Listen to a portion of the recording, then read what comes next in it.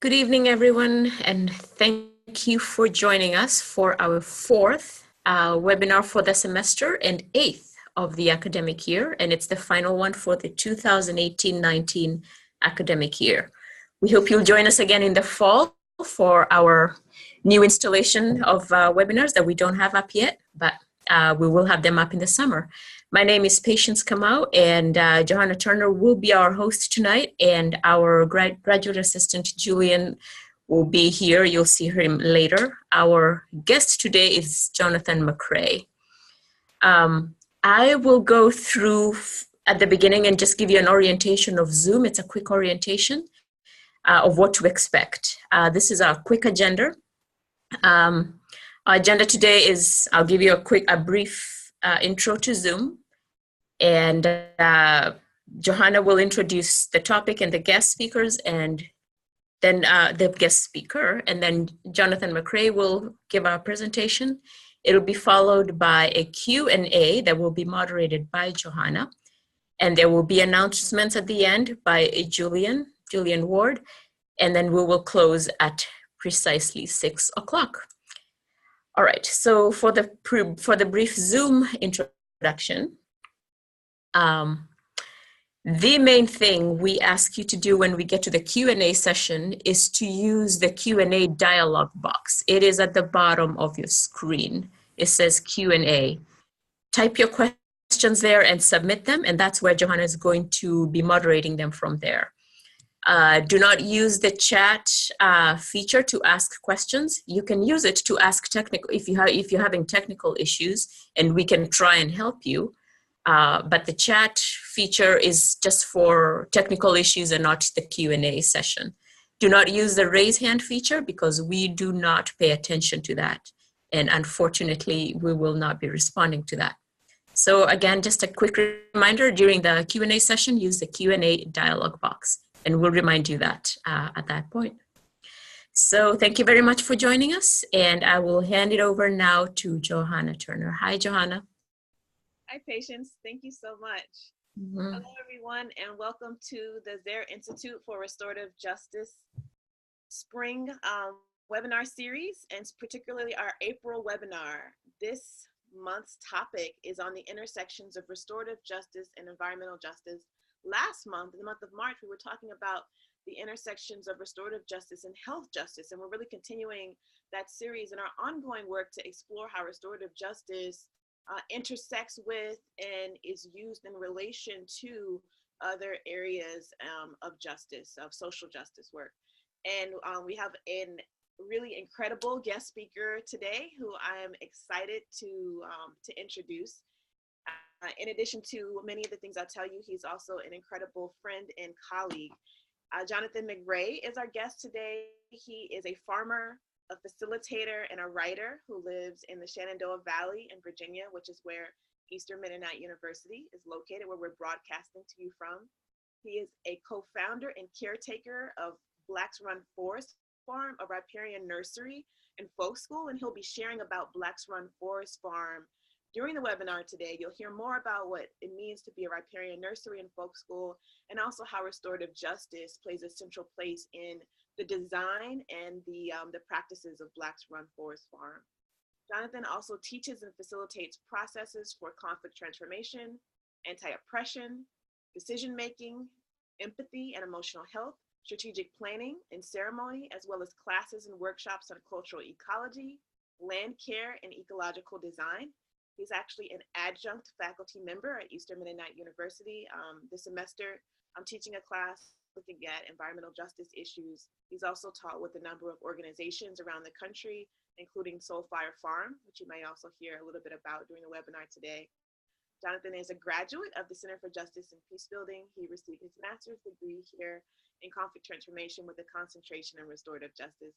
Jonathan, I am so excited to have you on the webinar today. We've worked a lot together in a lot of different ways, and I'm excited that others have an opportunity to learn from you in this way. Thanks so much, Johanna. I really appreciate the introduction. I'm really, really honored and grateful to be a part of this awesome webinar, to be here at CJP participating in this, and all the amazing presenters and speakers who have shared their stories and their work through the same platform. It's a real honor. And thanks, Patience and Julian, for doing all this technical, awesome stuff to make it happen. I want to give just a little overview of what I want to talk about. I'm going to share a little bit about who I am and why I care about this stuff, how I understand restorative justice and how it's informing what I do, where I am here in the Shenandoah Valley, and what I'm trying to do about all that here, particularly through Black's Run Forest Farm, and still trying to figure all this stuff out, and we'll continue to do so. It feels very much like a playful experiment in an ongoing way. And for me, this, and the description of this for love and living soil, restoring justice for land and community, that if restorative justice is seen as a social movement, it has to understand, I believe it has to understand the relationship to land, to ask ecological questions so that it can actually answer the guiding questions that are the heart of restorative justice. I'll say more about that in a little bit, but I just want to give a brief introduction, a little bit of background to what Jononna shared. I grew up in central Appalachia in East Tennessee in a really small coal mining town in the mountains where my father was a family doctor, working with a nonprofit healthcare center for folks without insurance. And I grew up seeing the devastating effects of an extractive capitalist economic system on this small community and the land, the people who live there, and seeing how harm done to people and harm done to land are often the same, the way we sacrifice places and people in the name of supposed progress and prosperity. And so I saw that where I grew up. And then I spent time overseas working in Palestine as a journalist in nonviolent direct action with a Center for Folks with Developmental Disabilities, and working with farmers who are resisting the construction of the wall that the state of Israel is building, mostly through Palestinian land and farms, and seeing the loss of that land and the passionate defense and caretaking of those terraces and olive orchards as people were trying to stay rooted in their place. And I spent a little bit of time learning on an indigenous-led farm and resource center in northern Mozambique, focused on sustainable agriculture and community nutrition and sanitation. And all that really led me back home here to the South, what's called the South of the United States, to take responsibility for my life and my history, and to participate in healing this place. So I feel like I had responsibility to my heritage and to my livelihood here. And as a farmer, as a facilitator and a writer, I see everything that I do really as trying to help make the flow of energy as easy as possible, from sunlight and to calories to conflict. And I think conflict is actually the most renewable form of energy that we have. We're going to keep having it. So how do we channel into something transformative and healing instead of something that's destructive and erosive? And so for the next half hour, 40 minutes or so, I'm going to share a little bit about how I understand the relationship between restorative justice and land, which for me means culture and community. I'm going to bring up a slideshow here. So when I talk about restorative justice, I want restorative justice, a restorative justice that helps us figure out how we can have communities and cultures that don't destroy but nurture the earth, and that don't oppress but liberate its creatures. That this is a deeply social, and we need restorative justice to be liberating. And this isn't just about mashing up environmental issues and social justice as if they're two distinct columns that somehow have to make crossroads with each other, but this is the same conversation. There aren't just environmental issues and just social issues. These are always related. This is often getting reduced down right now with a lot of focus on climate change, which needs to be talked about, but a lot of self-described environmental groups are really solely focusing on climate change and kind of have hitched their wagons pretty thoroughly to the climate change, especially a lot of white-led environmental groups. And what I feel most passionate about is actually healthy, thriving communities. And I think that means talking about love. As Cornel West said, that I keep trying to remind myself, justice is just what love looks like in public. So we're talking about love when we're talking about healthy community. And I think a healthy community is a place, an actual place where all its creatures have the ability to love and be loved and be free from violence and waste, from hunger and landlessness to colonization and white supremacy. So we can actually meet our needs with a sustaining and nurturing power so that all the creatures who live there have enough. So when I talk about a healthy community, I think about power and I think about sustenance. Sustenance, how are we going to sustain ourselves here? And power, how are we going to organize ourselves here? How is the community going to feed and clothe and fuel and shelter itself from the land in a way that encourages the health of that place? And who's going to make the decisions? And who's going to do the work? And who's going to care for the weak and the sick among us? Who's going to help us heal from harms? How are we going to tell our stories? How are we going to respond to conflict? These aren't environmental and social questions, they're community questions. And I think for me, that's what restorative justice helps orient us to. You're going to see me flipping some papers because I have some notes to help orient my thoughts. So if restorative justice is a social movement, it's got to pay attention, I think, to land and to ecology in order to answer some of its basic guiding questions. What are the needs of those harmed and those who have harmed? What's the process that we participate in to hold accountable and to heal? What are the root causes of that harmful behavior in the community and the culture? And what are the structures and relationships that we desire to bring about healing, to bring about truth-telling? Because I don't think we can answer these questions without restoring our relationship to land and to water. Because I think the root of so much oppression is the refusal of powerful people to do the necessary work that sustains our lives.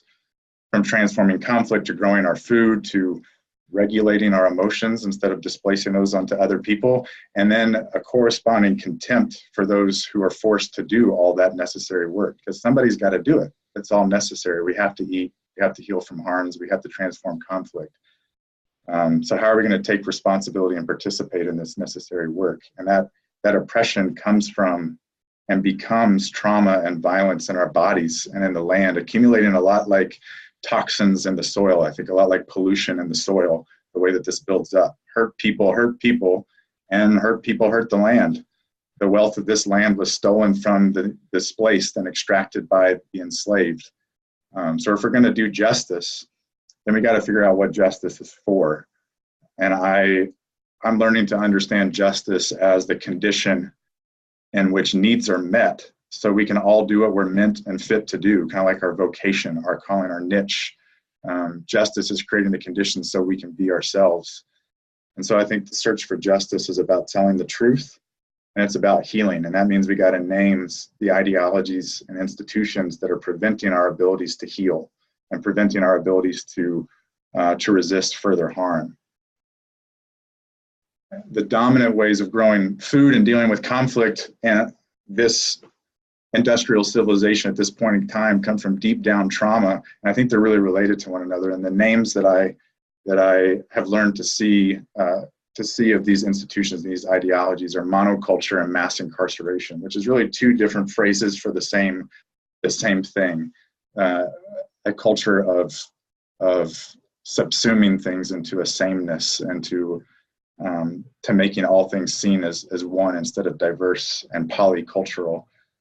These are not traits that stem from a worldview founded in the relationship to all creation in which nothing is ignored, but they're defined by really similar traits: extraction of soil, water, and people, disconnection of cycles of nutrients and healing, waste of energy, money, opportunities, possibilities, enslavement of seeds, of workers, and constitutionally of prisoners, of incarcerated people, extermination of plants, bugs, and people that are labeled pests, and uniform solutions to complex and contextual relationships.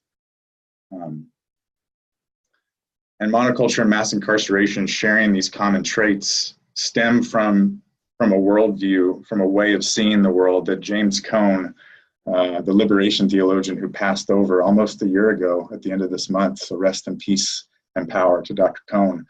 But in '94, he wrote this amazing essay called "Whose Earth Is It Anyway?" And he identifies white supremacy and colonization as what I would say to be the way of viewing the world and controlling the world out of which monoculture and mass incarceration comes from. And Dr.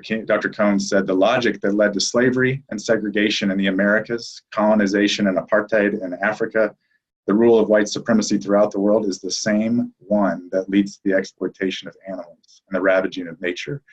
People who fight against white racism but fail to connect it to the degradation of the earth are anti-ecological, whether they know it or not. People who struggle against environmental degradation but do not incorporate it in it as disciplined and sustained fight against white supremacy are racist, whether they acknowledge it or not. The fight for justice cannot be segregated, but must be integrated with the fight for life in all its forms.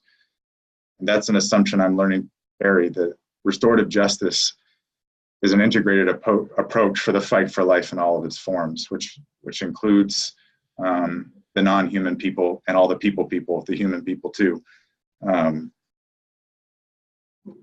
With that understanding, I see the questions, the kind of tenets of restorative justice when we talk about needs and obligation and participating in healing processes as applied to land and to culture. The needs of humans are fulfilled by thriving places, by soil, water, plants, and animals that sustain themselves. And the obligation of human culture is to care for the unique gifts and limits of those places.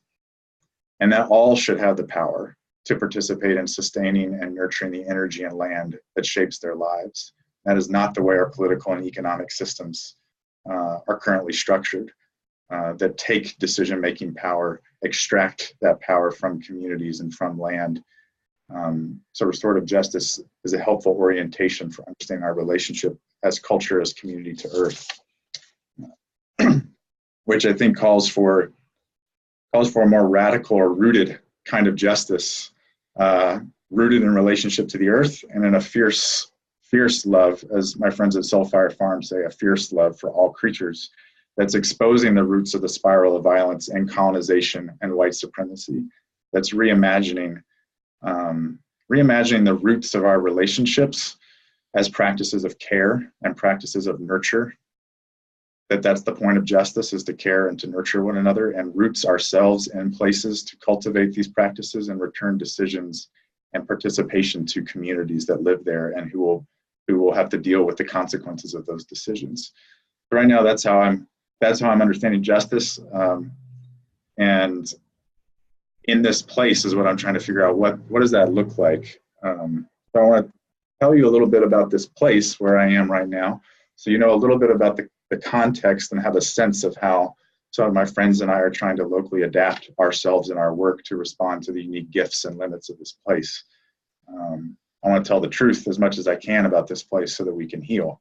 So this is a picture of Black's Run, of the stream that flows through Harrisonburg, that I'll say a little bit more about. We're farming in the floodplain of Black's Run, which flows through our backyards in this neighborhood that you can see pictured here. In several different places, Black's Run has been forced underground, kind of like a fugitive in its own home, a hydrological version of house arrest. And all streams have natural flooding. All rivers have natural flooding. That's kind of this expansion and constriction, sort of a breathing in and out as excess energy and movement comes in.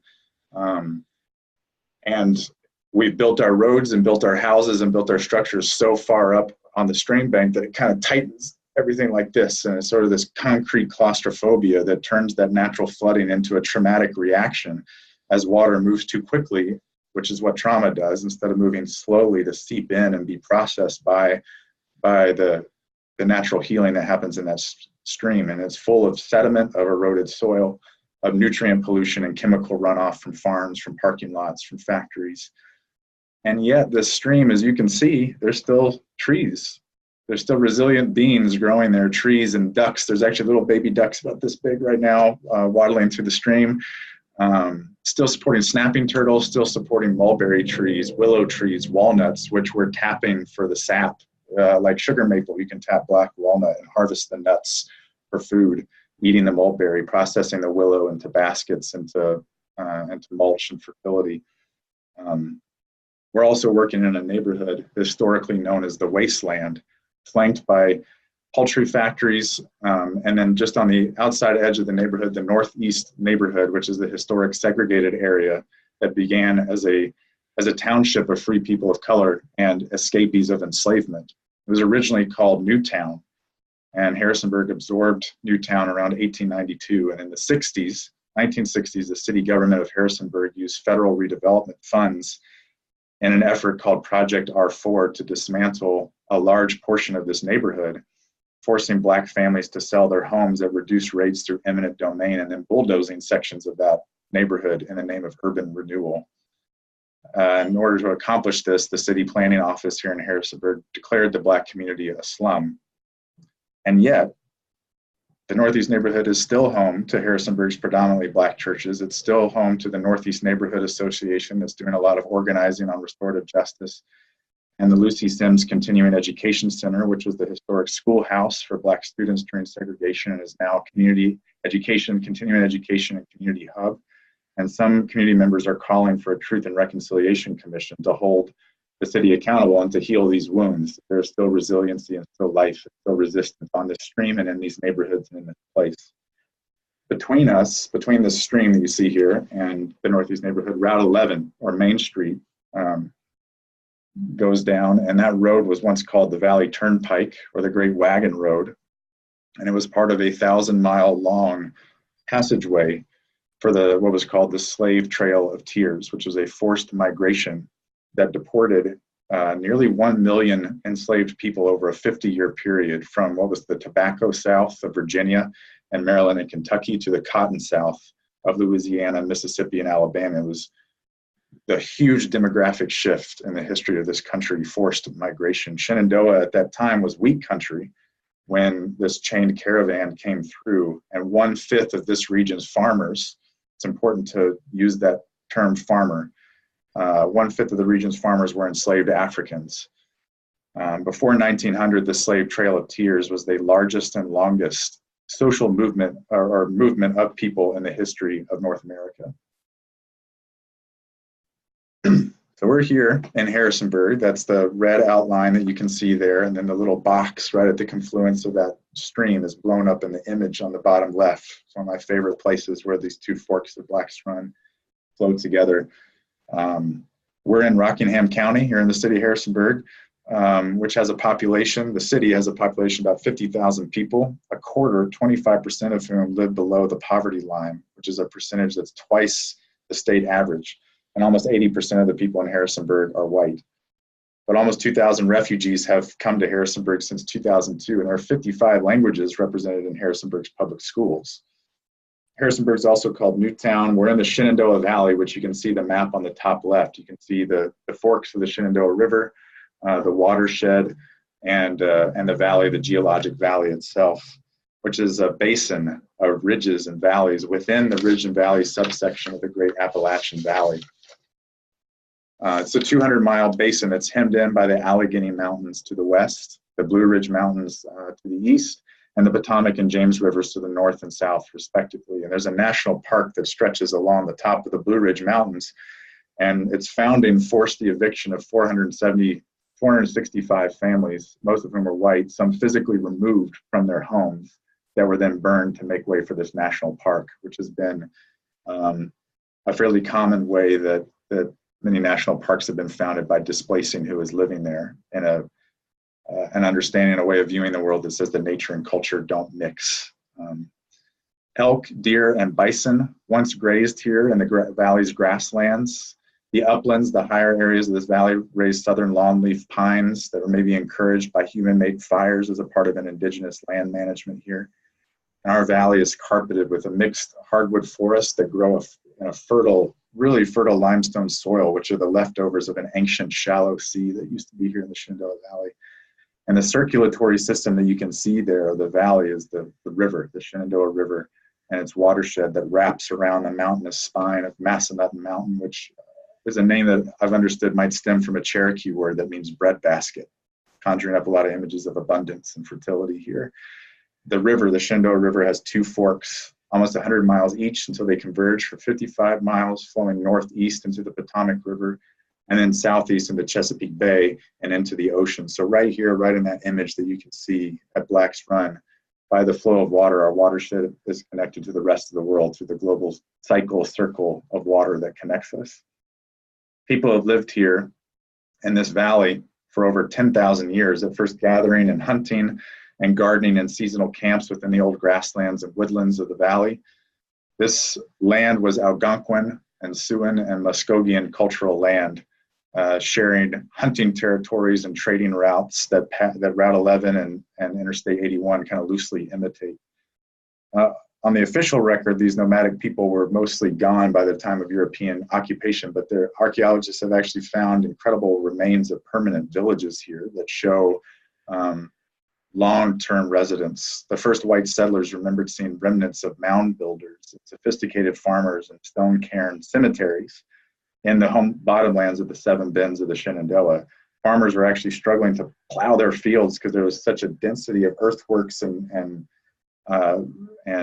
towns that some of which were appropriated later into forts during the Civil War and then were leveled at the end of that war.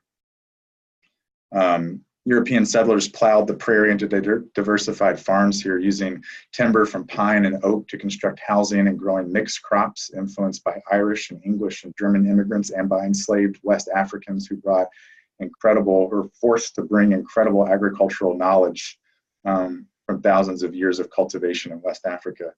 Shenandoah was the United States' primary producer of wheat, known as the breadbasket of the Confederacy, until the Midwest of the United States was taken from indigenous people, and those prairies were turned upside down with plows. Now there's a whole lot of poultry, there's a whole lot of eggs, there's a whole lot of cattle, dairy, and vineyards here as the main form of agriculture. A lot of corporate agricultural giants have made this one of the most industrialized regions in Virginia. And the American Farmland Trust has designated Shenandoah as one of the most threatened agricultural regions in the US because of housing development and agribusiness and industry. I'm spending a lot of time telling you about this context and this history because now some of us are here trying to love this place, trying to care for this place and adapt ourselves. And I think love requires that we tell the truth. Justice is what love looks like in public. And so I want to tell the truth that this land beloved by us who are trying to work here is the site of violence through displacement, enslavement, and a civil war about the right to expand both of these, and a capitalist industrial agriculture that's dependent on fossil fuels and poorly paid workers. But here we are trying to work for repair and work for healing and work for love, and naming that as feels to me like a really uncomfortable form of respect to offer this place in its history that's not very easily made peaceful with my colonizing presence here. But I still believe we've got to talk about affection, and we've got to talk about reparation and gratitude. And then my hope is what Robin Wall Kimmerer says, that we can become like medicinal herbs to the land and to each other, native or naturalized, that we can become like medicinal herbs for as long as we need to be here. And hopefully by doing that, we can grow a culture in which it's easier to love and be loved and be free from violence and waste.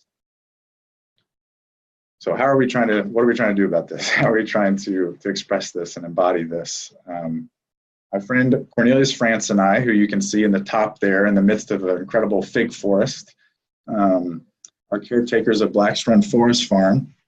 We're a farm that's just trying to be good members of our community. We're a riparian nursery. Riparian means growing along a waterway, along a stream, like you saw the image of Blackstrand.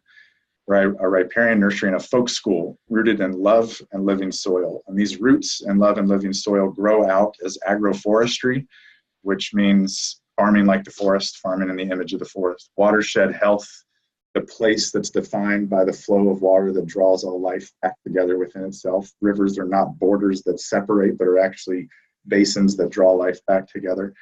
And restorative justice. And we're trying to tend to the silver waters. Silver water is a possible origin of the name, meaning of the name Shenandoah. Tending the silver waters of Blackstrand and Shenandoah by farming in the image of the forest and by remediating the toxins that pollute our souls, society, and soil, from chemical leaching to white supremacy. And that we see all that effort as a way to express restorative justice, which we see as a way of transforming harm and injustice by tending to needs and holding ourselves accountable and making relationships and conditions as right as possible so that all creatures can be fully themselves.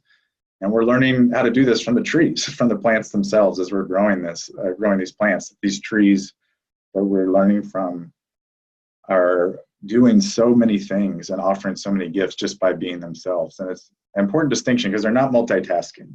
They're not doing a whole lot of different unrelated things and then stressing out like some of us might do in our hurried ways of being, but where they're actually multifunctional. Just by being themselves, they're doing all these things, by breathing in carbon and breathing out oxygen, by giving food and medicine and shelter and firewood and holding the soil, purifying the water, adding moisture to the atmosphere, giving shade, all these things just by being themselves. So how do we craft an agriculture and a culture that offers all those gifts just by being ourselves? That's maybe what justice can look like.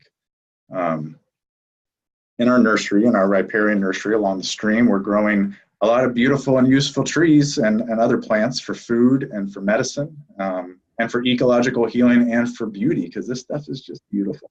Love seeing these plants. We're planting riparian buffers, those the vegetative strips of trees and shrubs along the waterway that help serve as like the healthy lungs of the stream, that provide food and medicine. And on this historically polluted and neglected stream. And then we're consulting with homes and farms and organizations on ecological design, agroforestry, and food sovereignty, which is a term that comes from the global peasant movement, La Via Campesina, which is the largest social movement in the world that represents over 200 million farmers and fisherfolk and pastoralists who are committed to agrarian land reform, to women's rights, to protecting biodiversity and water health, and framing all this as food sovereignty, the right of cultures to define and to grow their food and to make decisions over how that food is grown and who benefits from how it's grown. And we're partnering with the brilliance of decomposition and the brilliance of microorganisms to transform so-called waste, say more about that later, but so-called waste into soil that grows our seeds and our plants. We're growing our nursery along the banks of Black's Run, and we don't own any of the land that we tend. Cornelius and I don't own any land. We're instead caretaking forest gardens, which are kind of gardens with fruit trees and medicinal herbs and kind of herbaceous, shrub plants in the understory, for our neighbor Vine and Fig, which is a community organization that I helped start, was a founding partner of, that's focused on cultivating and celebrating works of mercy and social justice and ecological health through a sustainable living center, supportive home for friends who have been without houses and have been marginalized, and then a organizing hub. Cornelius is still a partner of that group, and I was a founding partner of that. So we're taking care of some of the gardens there. Friends are giving us access to their backyards to grow our nursery and their old garden beds, and then we're planting these riparian buffers to serve as orchards and woodlots and seed stock along the stream that we can harvest from and that other people can harvest from. And we're trying to speak and farm in ways that honor our plants as fellow creatures who want to live and who have histories and gifts, respecting their lives and the human cultures that cared for them. And we're kind of finding that our nursery is growing us as much as we're growing it, and learning to be the kind of people we want to be in our nursery. In our folk school, we're learning to educate our whole bodies through the healing work of our hands, heads, and hearts. That culture gets passed down in our bodies.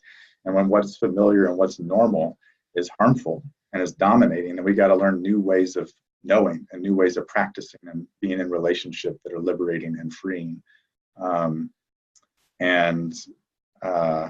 So we're focusing on the work of land care and healthy communities and justice and kindness. Sorry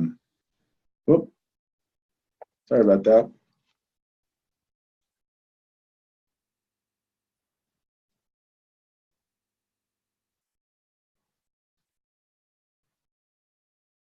There we go.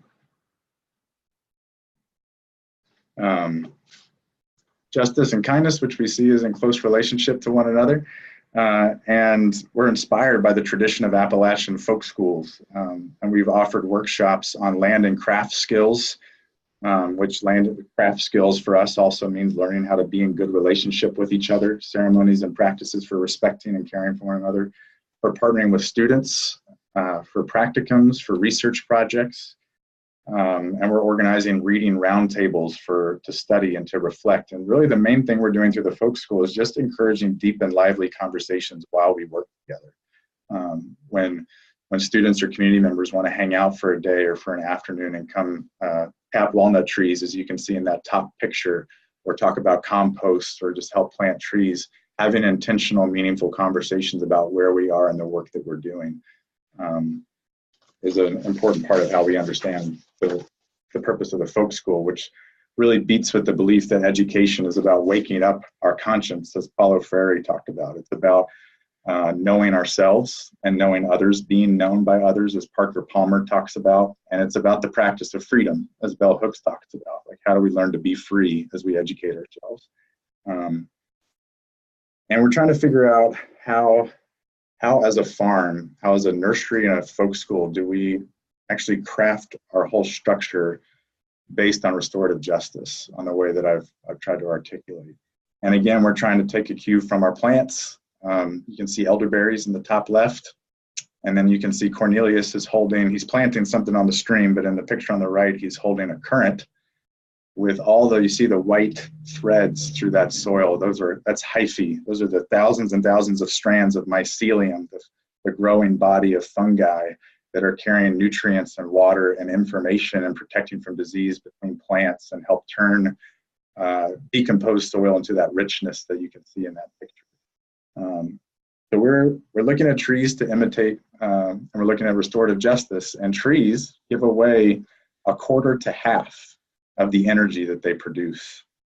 They alchemize sunlight into sugar, and they share it through their roots with their kids, with their little tree seedlings, and with all the small soil critters that are giving water and nutrients and protection to the trees, like you can see in that picture.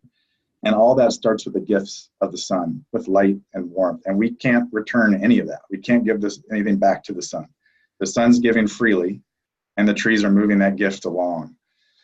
And we feel like we have to too. We got to move the gift along, because the gift has got to always move for justice and kindness to flourish. In many ways, anaerobic conditions and concentration of wealth might be just two different names for the same phenomenon. So we're trying to hold ourselves accountable to making our relationships with our history and with our present as right as possible. And as two white men, Cornelius and I, identify ourselves and are identified by our social system as two white men, we've inherited the wounding advantages of violence and waste in our culture.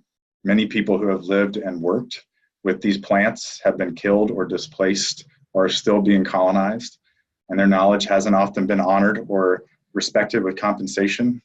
And the gifts of sunlight and soil and the cultures that cared for them have been stolen and hoarded. And now we sell and share these plants, and we're receiving the gifts of knowledge, the lives of these actual plants themselves, and land, access to land to grow all this stuff. So we want the healing accountability of reparations to transform the conditions that allow violence and waste to spread. And we want to keep the gift moving by imitating the photosynthetic generosity of trees and learning to be, hopefully someday, as generous as the trees are. So we're committed now to redistributing 10% of what we gain from our plant sales and from our consultation to people and projects that are healing culture and nurturing land and resisting white supremacy and colonization, led by those on the front lines, which means those most violently targeted by these oppressive forces and who are leading the beautiful and creative resistance to these forces. And we have an advisory council of close, trusted friends who will annually help us discern where this tithe goes and keep us accountable to our vision and our way of practicing. I want to close here, and I'll turn it back over to you in just a second, Johonna, for questions, for conversation. To summarize some of how I understand the work that we're doing and what I want to keep growing into is that restoring and transforming justice is setting things as right as possible in relationship to one another so that each thing can achieve its calling, each thing can be itself. Justice in that way is resisting this industrial fabrication of waste that's at the heart of our judicial and agricultural system, the idea that things and people are disposable. And ecologically speaking, there is no such thing as waste. Everything gets composted and turned into life, into food, and then into life, and into food, and into life. And this cycle is ongoing. And the circle process that's so common as the heart structure of a lot of restorative justice is the circle of I see it as like the circle of fertility and the cycle of water, and the circle that is the cambium, the living green under part of the bark of a tree that grows outward as protection of the bark and inward as the sapwood that moves the water and the nutrients up and down. Then in our practice of restorative justice, we are imitating some of these patterns. So there's no such thing as waste, and justice is resisting the root of much oppression, which is the refusal of powerful people to do the necessary work that is always sustaining our lives. And the root of justice comes from healthy communities in which everything is respected, all creation is respected, and nothing and no one is wasted, because justice is setting things in right relationship, and health is the wholeness and quality of those right relationships. The condition in which our needs are met. So that's where I want to end. Thank you very much for listening, and I look forward to conversation. Thank you so much. Wow. And let me just start off by really thanking you so much for what you unfolded for us. And I'll say this while I'm also opening up for questions. So I'm gonna just share a little bit about what I heard, but I want to invite those of you to submit questions and also your own comments, which I will read out loud and Jonathan will be responding to. So to do that, you go to the Q&A area at the bottom of your screen, and you'll click that and you'll type in a question or a comment.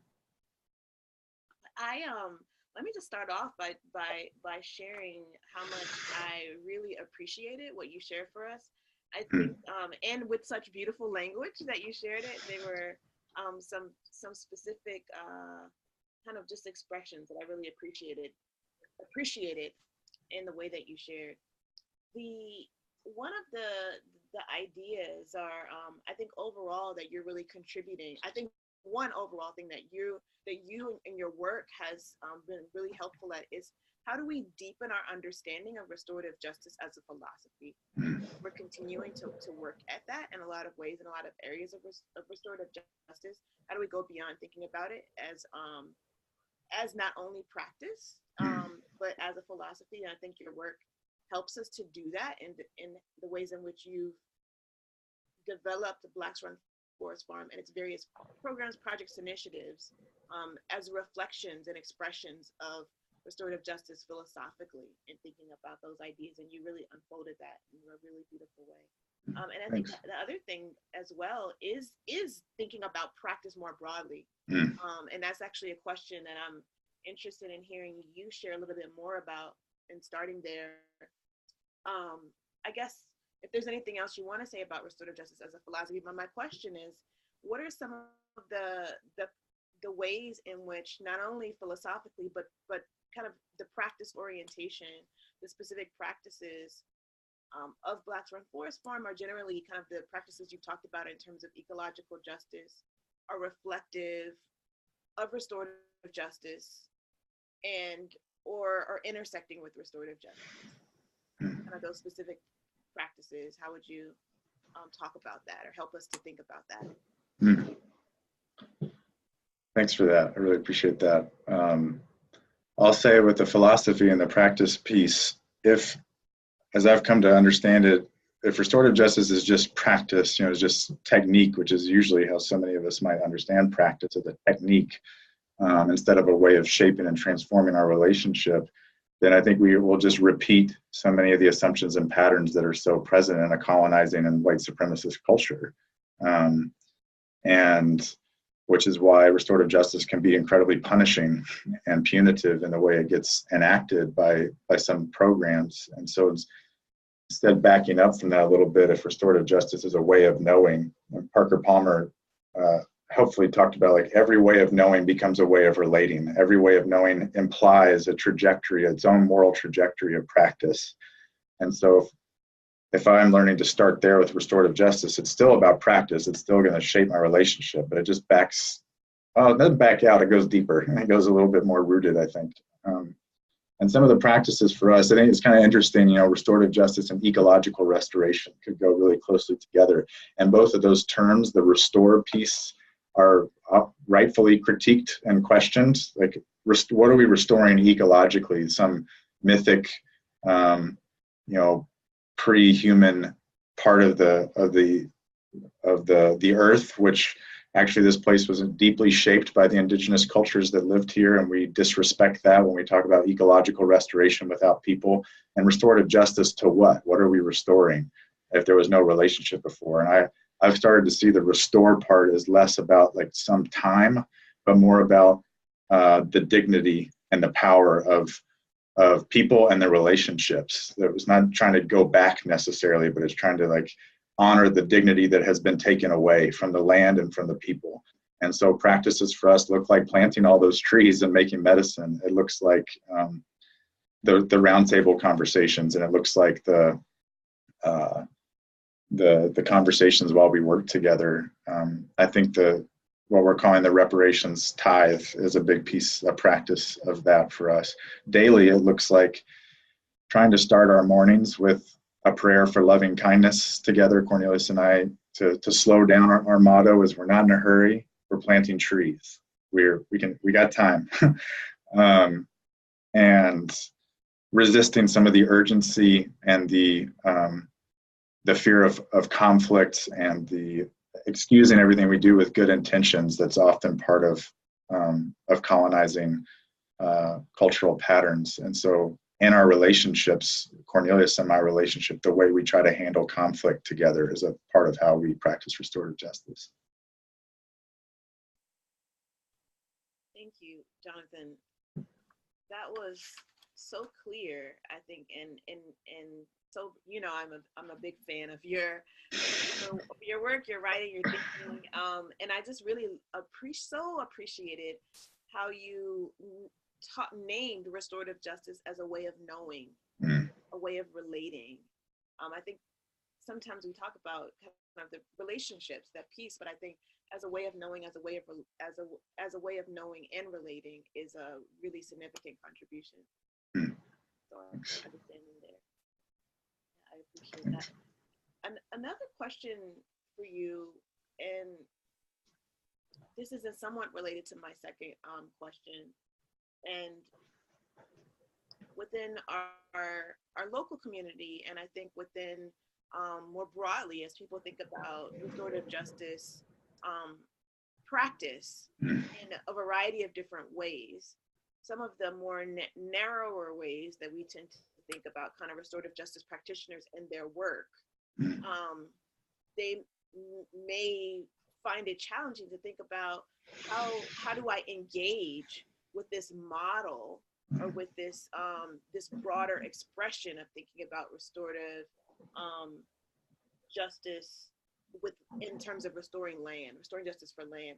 So do you have any thoughts about how people who identify as restorative justice practitioners, what does this approach, this model, this way of thinking offer to them?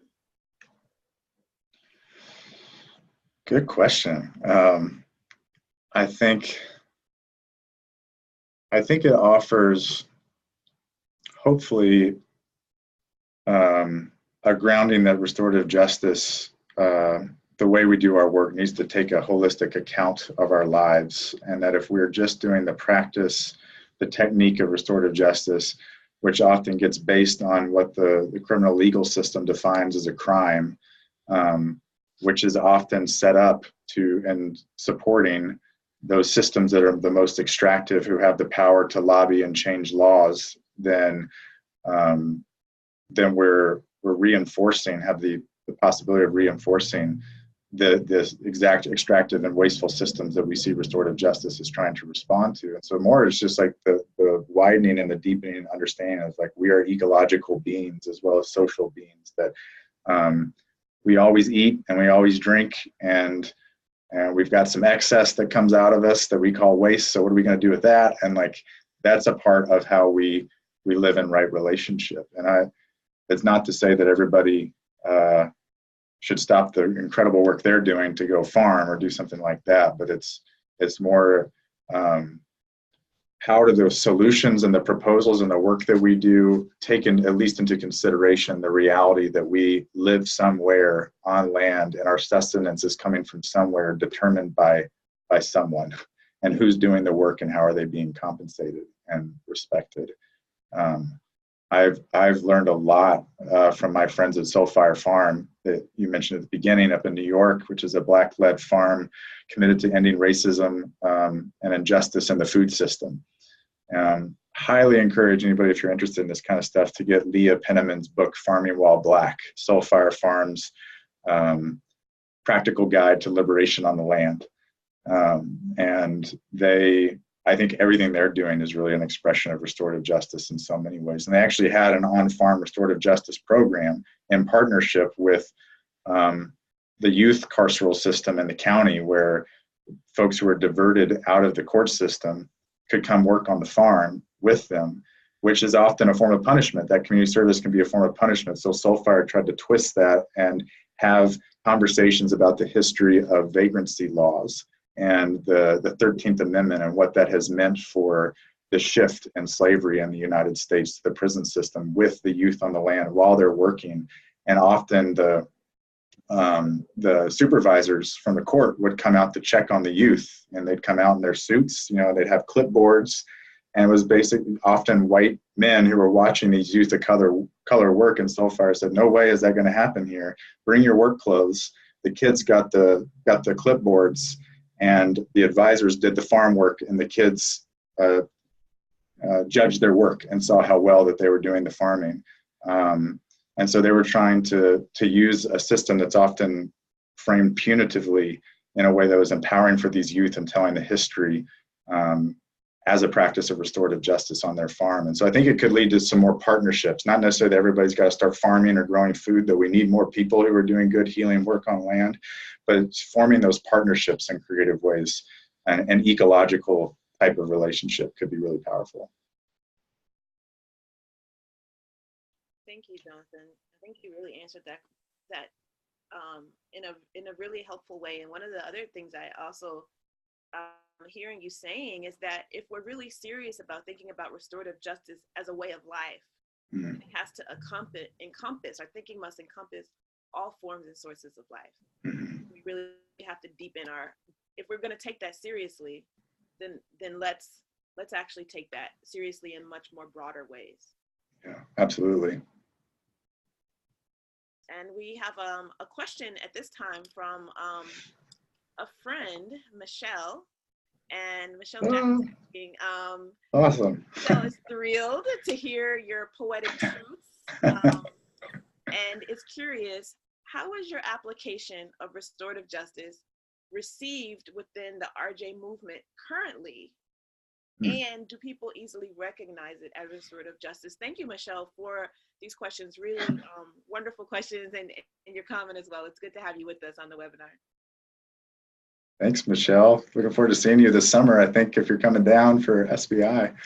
I don't know, actually, how the RJ movement, folks see what I'm doing. I think, and that Cornelius and some of the others are doing together. We're small. There's two of us officially with the Forest Farm, with so much support and care from folks in the community and who are encouraging us and work alongside us at times. So we're not to dismiss being small at all. Adrienne Marie Brown says small is good, small is all.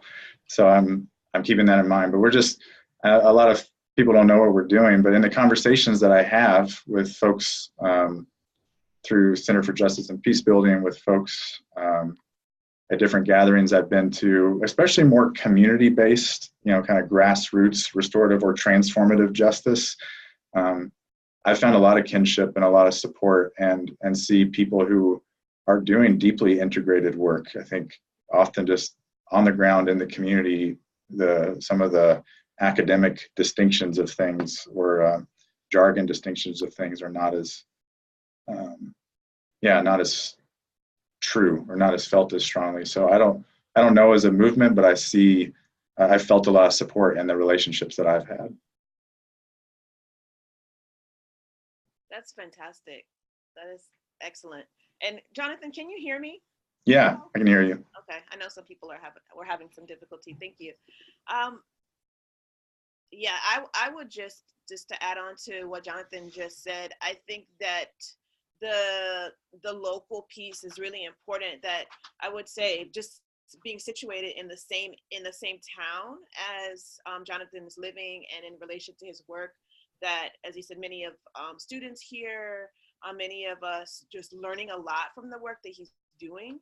And not only is it from his work, but also from the other examples, such as the work at Soul Fire Farm. Through that relationship, Leah Penniman has been here to EMU.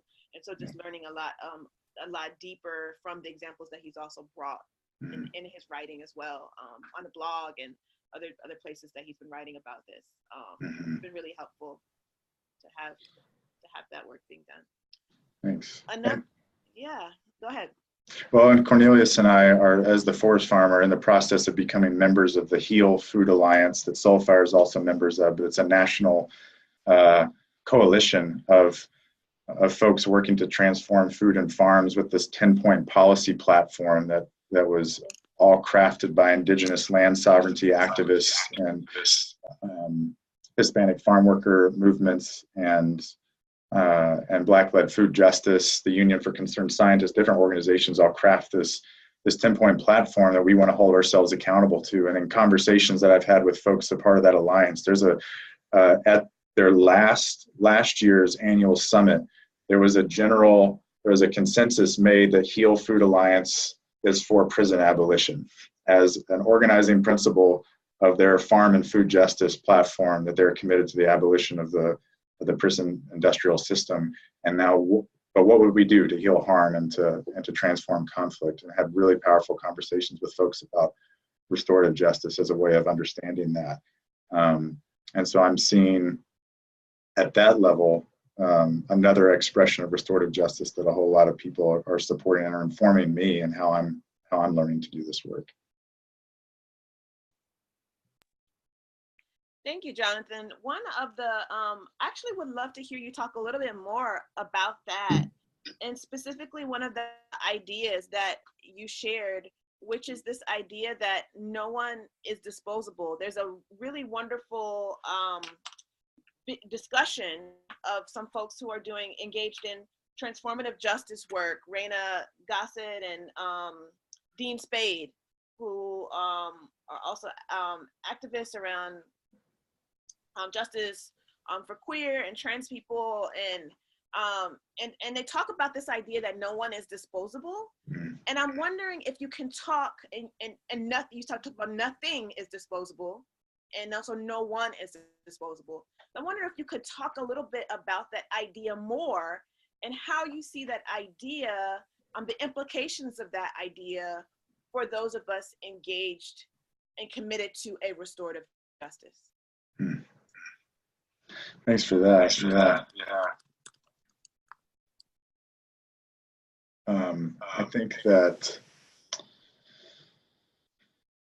I think that the way that I'm learning to practice that and to see that is that there are things that need to be decomposed, that need to be digested and metabolized. That's what compost does, is take so-called waste or so-called excess and turn it into something fertile. So it's not that there isn't a transformation that needs to change, that those who have caused harm and histories don't need to be completely transformed.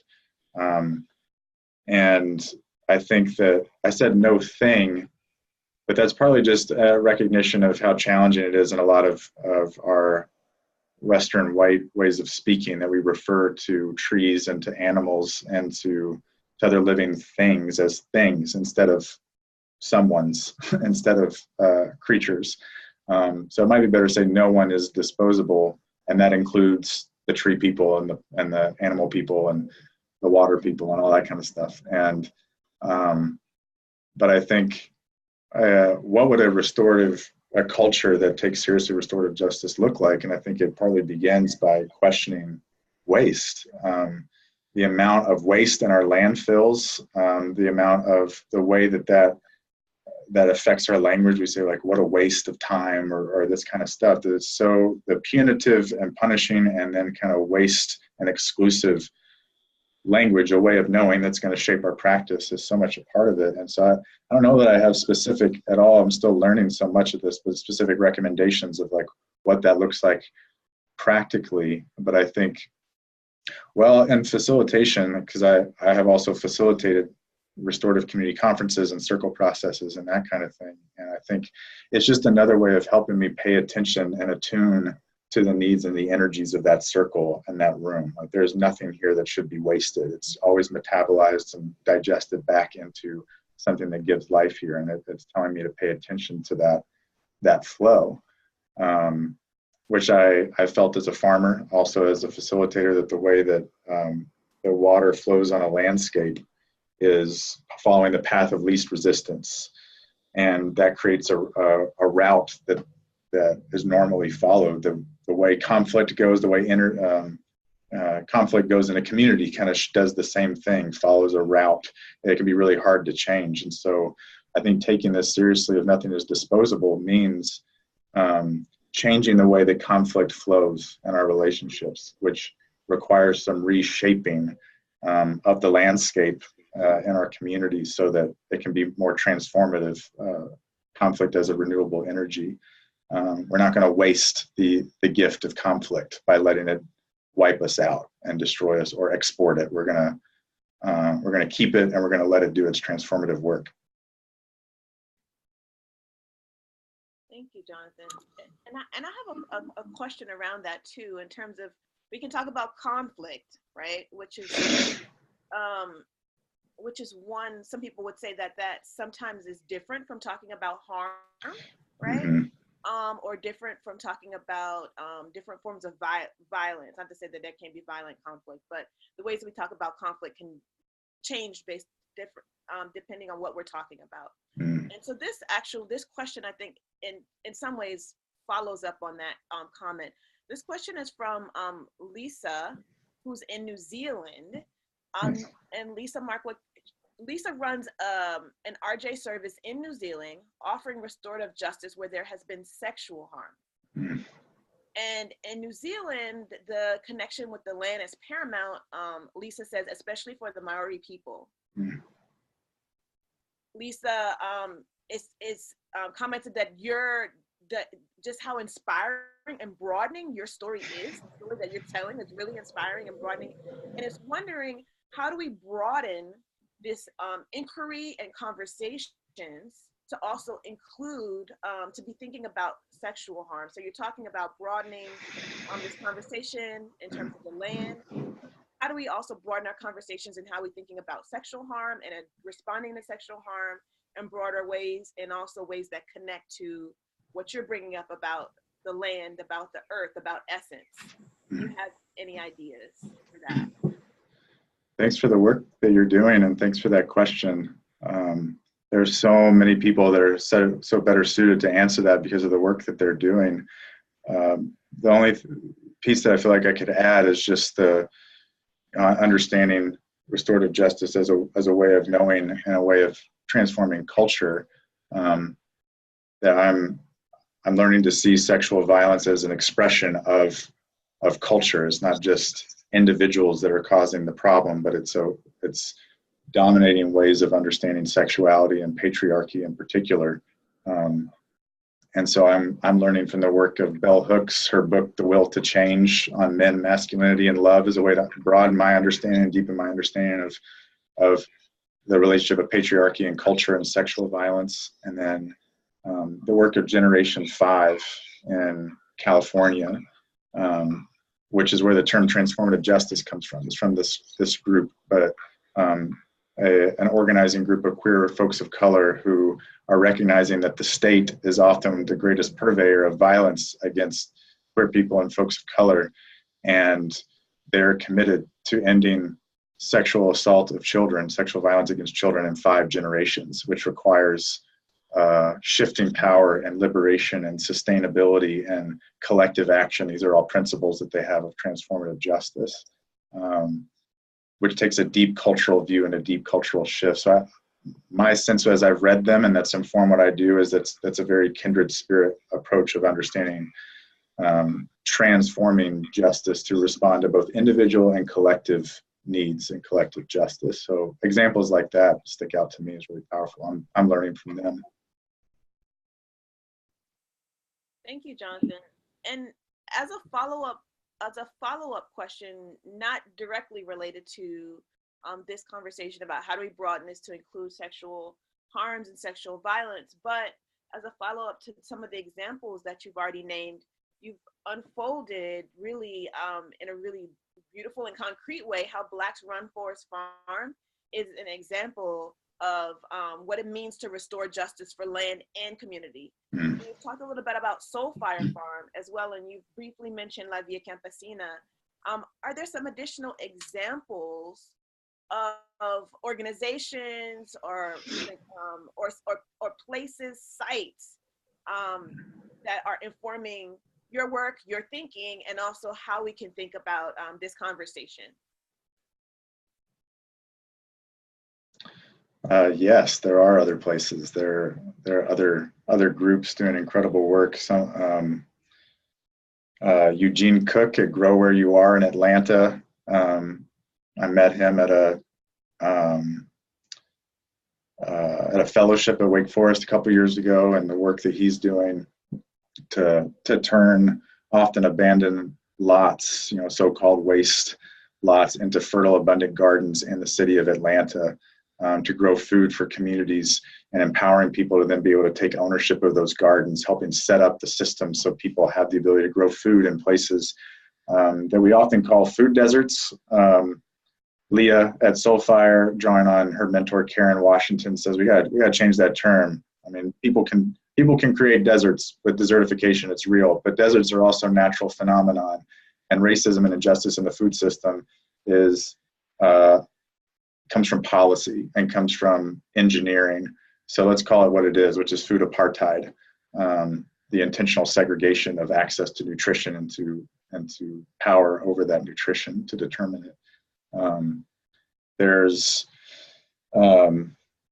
recently got connected to the tribal gardens at the Monacan Nation down on Bear Mountain here in Virginia and Lynchburg, and so grateful and inspired to see the work of preserving seed and culture, and the elders teaching youth their traditional ways. I think a lot of the inspiration that's come to me is just from close friendships, from close friends that I've been working with, both here and other places. But I would highly recommend checking out the Heal Food Alliance, and they have a list of organizations and partners that are part of that. A lot of those groups have been so inspiring and so animating to me. And I think not just groups, but ways of thinking and advice that I take very seriously. Stokely Carmichael, Kwame Ture, in his speech, What We Want, he said,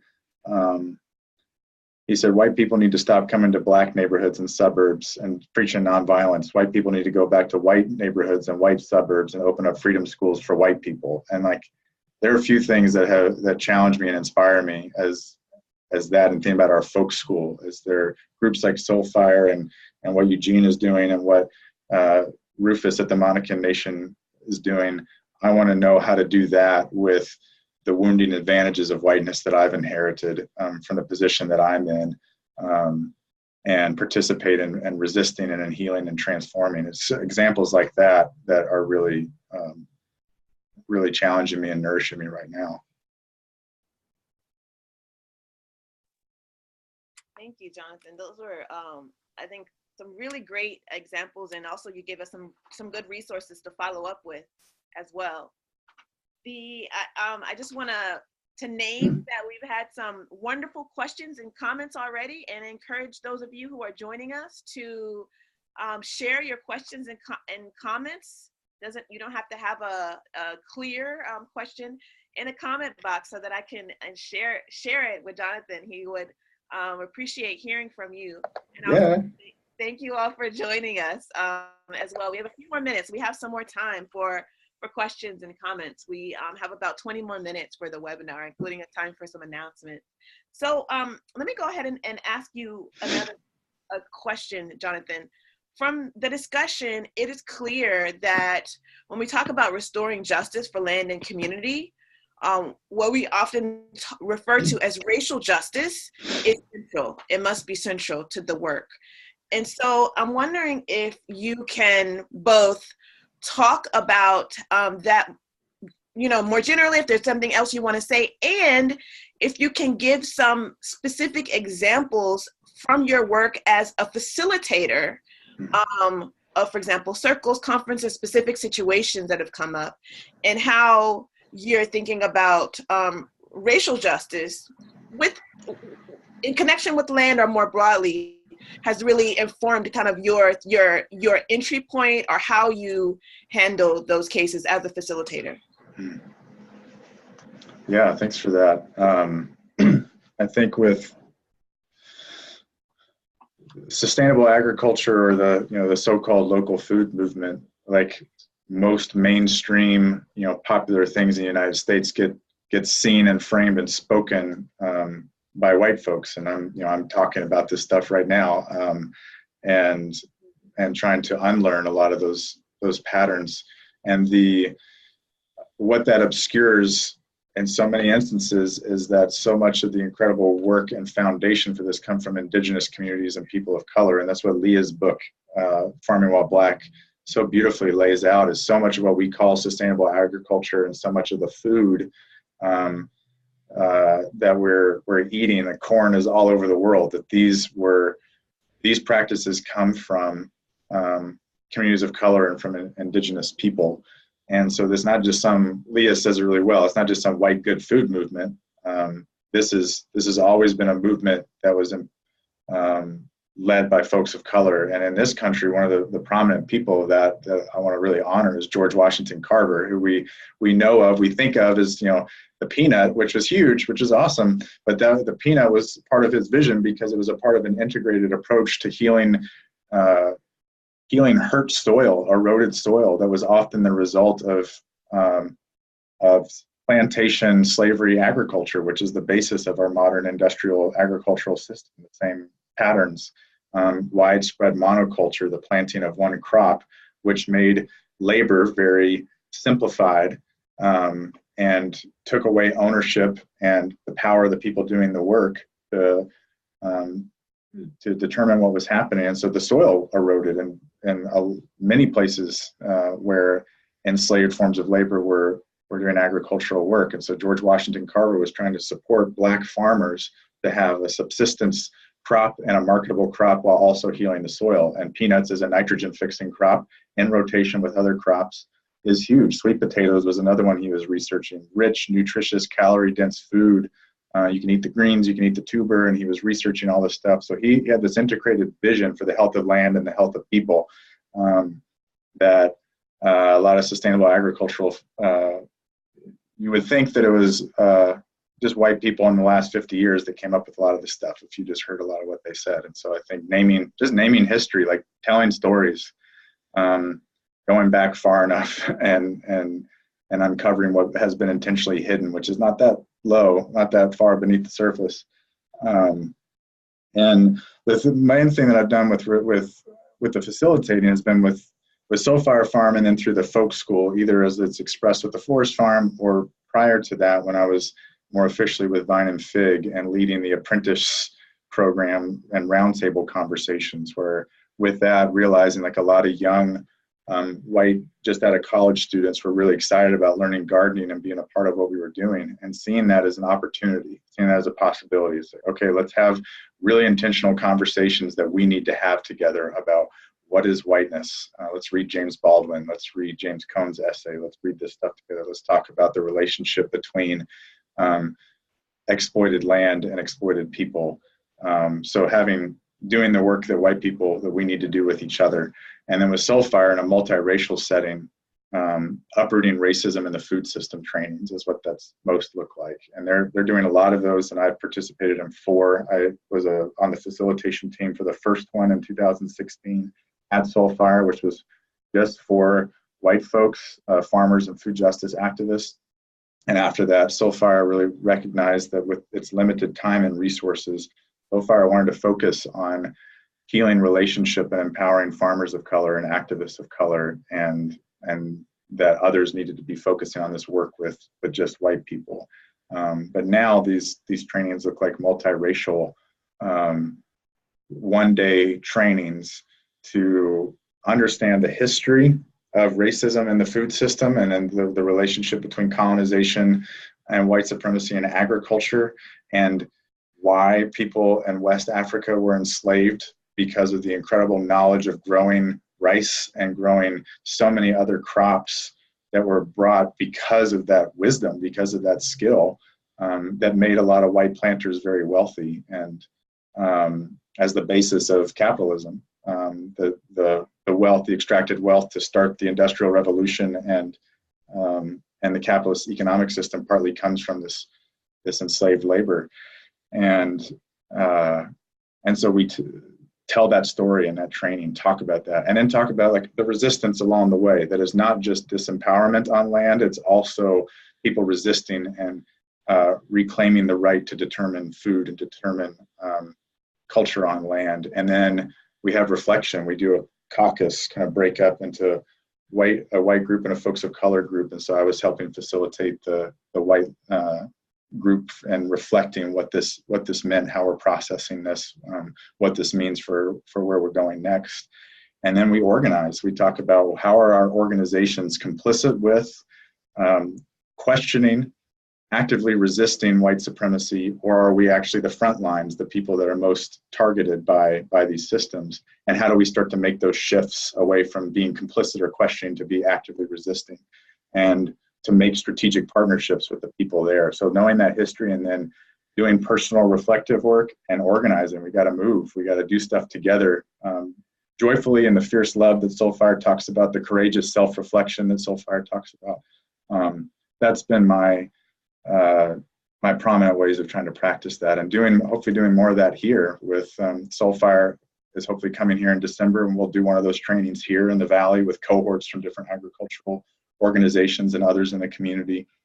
And then my dear friend Beth Skirmerhorn, who along with Johonna is our advisory council for the forest farm, but Beth and I are doing more facilitating together on, especially with white groups, on understanding oppression and white supremacy, and working with a couple of agriculturally focused institutions in the Shenandoah Valley to talk about the relationship between food and liberation and land. Thanks, Jonathan. Yes, I'm excited about that, and being increasingly connected to the work, which really I think is a starting point for my next question. Before I ask that question, I just want to say that some of the history that you were talking about in terms of the history of how people understand food justice and sustainable agriculture, I think we see kind of who's defined as the founders or forebearers or the theorizers is similar to the patterns that we found in restorative justice. Yeah. You know. Yeah. Those conversations: who's named and who's not named, whose labor is not visible, whose labor is not being recognized. Absolutely. I think I guess a last question that I'll ask you, and it really connects so much to what you just shared here, but also it connects to how you started.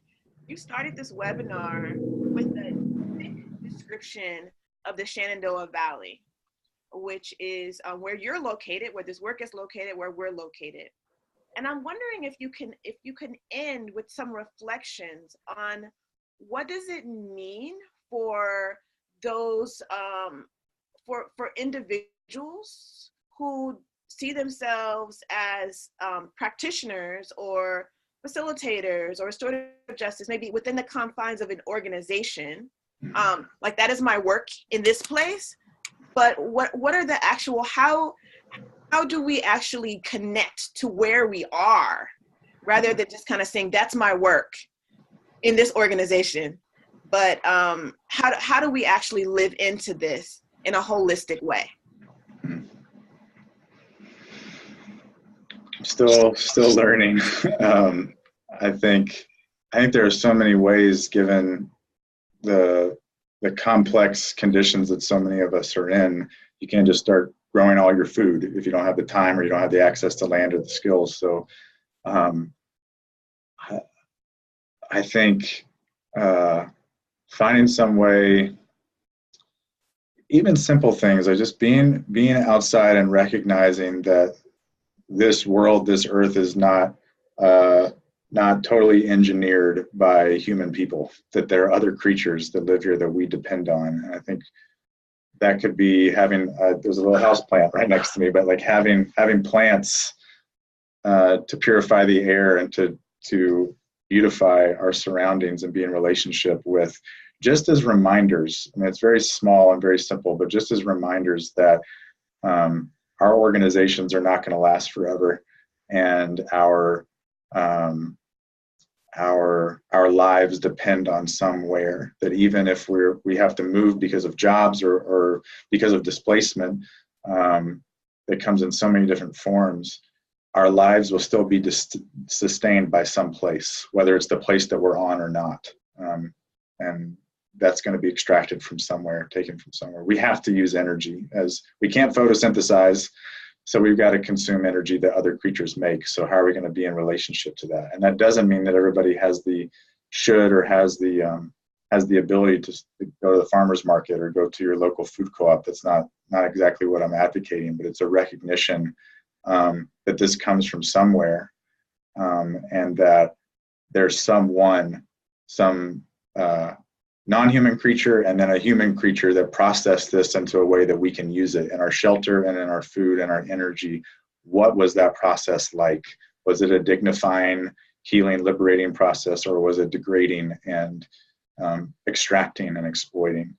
And I think finding out who those groups are.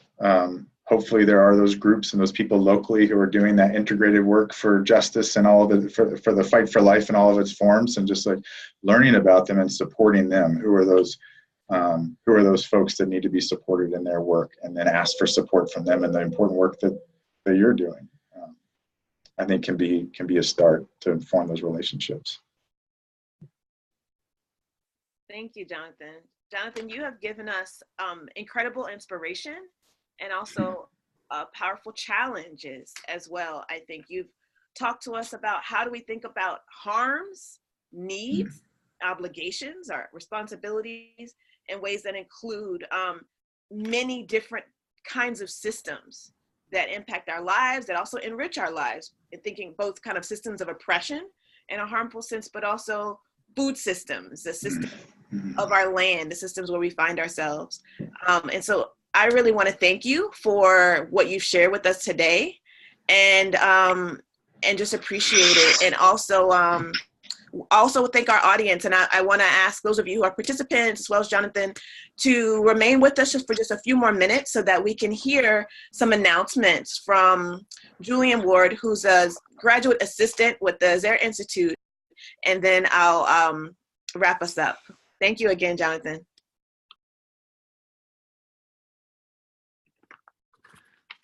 Thanks, Johonna. Can you hear me? Yes. All right. So we have no upcoming webinars until the fall. So check back soon for more details on upcoming webinars. And we do have some upcoming STAR training. STAR is Strategies for Trauma Awareness and Resilience. And it is a research-based training program that brings together theory and practices from neurobiology, conflict transformation, human security, spirituality, and restorative justice to address the needs of trauma-impacted individuals and communities. This program is designed for individuals and organizations whose work brings them into contact with populations dealing with current or historic trauma. Visit the website below for more details.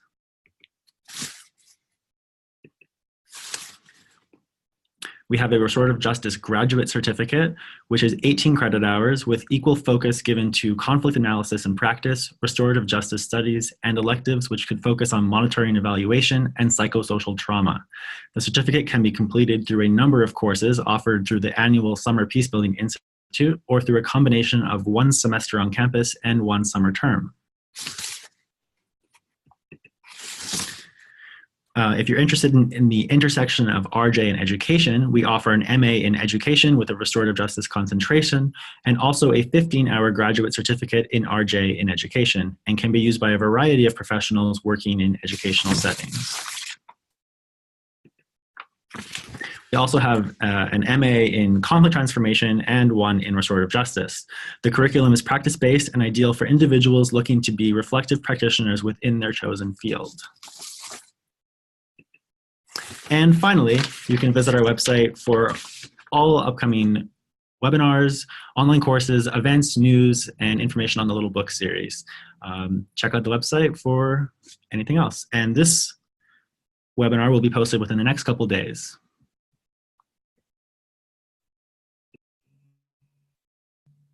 Thank you so much, Julian. I want to close by both thanking Jonathan once more for being a riveting and inspiring guest on today's webinar, on Love and Living Soil, Restoring Justice for Land and Community. During the webinar, Jonathan gave us a number of various resources to think about. And so as we close, I just encourage all of us to think about how do we bring this broadened thinking about restorative justice, one that encompasses the land and our earth in our way of life and in our practice. Thank you once again for joining us. And wherever you are in the world, hope you have a wonderful evening, morning, or night. Thanks again.